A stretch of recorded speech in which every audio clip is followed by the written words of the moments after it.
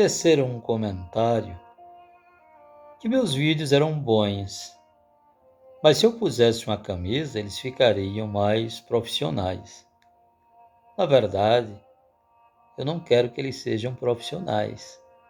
Eu quero que ele seja artístico, eu quero que ele seja poético, eu quero que ele seja filosófico, eu quero que ele seja humano, eu quero que ele tenha essência, alma. Eu não quero que ele tenha preço, eu quero que ele tenha valor. Eu quero que ele tenha nudez. A nudez do desapego da materialidade, a nudez do poeta, a nudez do escritor, a nudez da fantasia, a nudez da dor, a nudez do prazer, a nudez da malícia, a nudez da angústia, a nudez do eu, que eu acho que cada escritor, quando escreve, ele se despe, ele expõe a sua nudez. E é isso que se destina. E eu queria, sobretudo, mostrar esse desapego da materialidade. Não é a roupa que vai dar valor à arte, à filosofia, à poesia, à essência, à alma humana. E aí eu comecei esta série que vai se chamar de Vestido de Nudez. O que nós vamos fazer em Vestido de Nudez? Vamos comentar obras literárias, não dentro de um prisma técnico, dentro dos cânones, né? Mas o que eu vejo, o que eu sinto quando leio uma obra literária, né? E eu vou começar pelo ciúme e pela paixão humana. Como ver o mundo um homem apaixonado, uma pessoa apaixonada, e como ver o mundo uma pessoa ciumenta. E nós vamos encontrar tanto a visão do ciúme quanto da paixão no mesmo personagem, que é Bentinho, de Dom Casmurro, né? Esse é o grande foco da obra, é mostrar, é expor, é retratar a visão de mundo de um homem apaixonado. Então, no primeiro instante, Bento era um adolescente apaixonado. Não adiantava dizer para ele que Capitu era feia, que Capitu tinha defeito. Se Deus descesse do céu e dissesse a Bento que Capitu tinha defeito, ele ia dizer: Deus não é justo comigo. E aí ele, muito apaixonado por Capitu e sabendo que era proibido, né? Era proibido de namorar ou de casar, porque ele foi criado para ser padre, para cumprir a promessa da mãe, e se apaixona pela adolescente Capitolina. E ali, como José Dias era uma pessoa muito influente com a mãe, então ele recorre a José Dias para ver se José Dias dissuadia a sua mãe, né? E ela não mandasse, não insistisse na ideia dele ir para o seminário. Aí ele diz: afinal de contas, era a Capitu que eu queria. E ele sabia.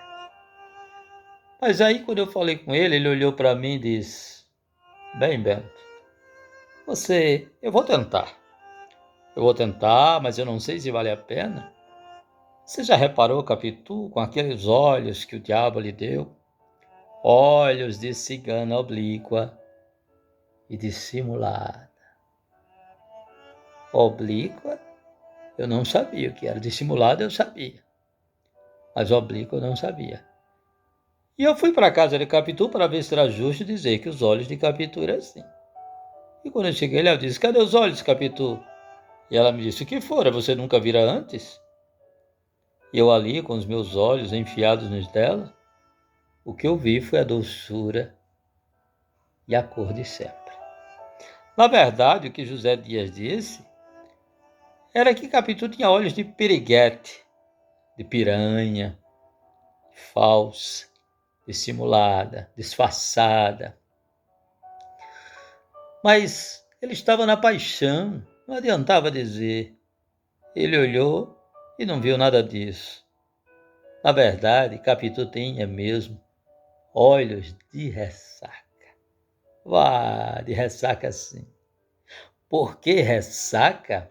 Ressaca é o refluxo do mar. Quando ele vem, que volta, tudo que tiver no caminho ele arrasta para dentro dele. Os olhos de Capitu são assim. Tem um fluido energético que arrasta a gente para dentro dela. E eu, quando estou diante dele, para não ser tragado, eu desvio o meu olhar para a periferia do cabelo, das orelhas, dos ombros. Então ali ele deixa claro que no seu olhar apaixonado não tem espaço para defeito, para ver defeito na pessoa amada. Venha de quem vier essa opinião. Mais tarde, Bento, depois de muitos episódios da sua vida, de ter ido ao seminário e voltado, isso a gente ao longo dessa série vai ver esses motivos dele ter ido e voltado, e aí ele sai, casa-se com Capitu, ora, se forma em direito, né? Casa-se com Capitu, e o seu grande amigo, o único que ele encontrou na vida, que também saiu do seminário, né? Casa-se com a amiga de Capitu. E aí vão viver aquela vida, né? Aqueles 4 amigos, né? Numa sintonia muito grande. Só que um dia o amigo de Bento morre, Escobar, né? Morre tragado pela ressaca do mar.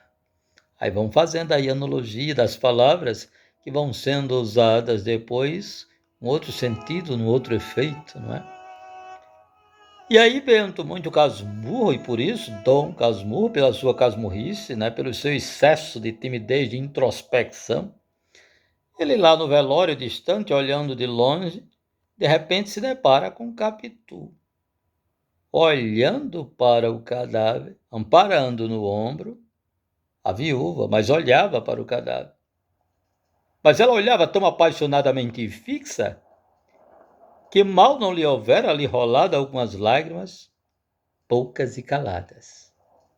Mas ela olhava tão apaixonadamente fixa que parecia que ela queria tragar também o nadador da manhã. E ali ele vai entender de novo. Ele se autoprojeta naquele cadáver. Aqueles olhos, aquele olhar que tanto atraiu ele para dentro dela, agora atraía. Olhava para o cadáver com aquela mesma força magnética que arrastava ele para dentro dela. Mas o problema não é o olhar dela para o cadáver. É quando ela olhou para Escobar vivo. Se ela tinha esta força que atraía ele para dentro dela, por que não Escobar? Sabe aquele adágio popular que diz assim: quem disso cuida, disso usa? Então, o efeito, ele se projeta no cadáver. Ele se vê, Capitu atraindo ele para dentro dela, e agora lembra que a mesma cena pode ter acontecido com Escobar. Então, para ele ali foi a cena cabal do adultério. Ninguém mais tira da cabeça dele. Então ele vai lembrar de todo o passado, só que agora com suspeita. Ele vai suspeitar absolutamente de tudo. E ali ele vai lembrando as coisas do passado e vai dizer: Capitu já era assim desde menina, como uma fruta dentro da casca. E aí a gente vai perceber que ele vai olhar tudo com suspeita, com crueldade, com fel. E ali a gente vê, lembra?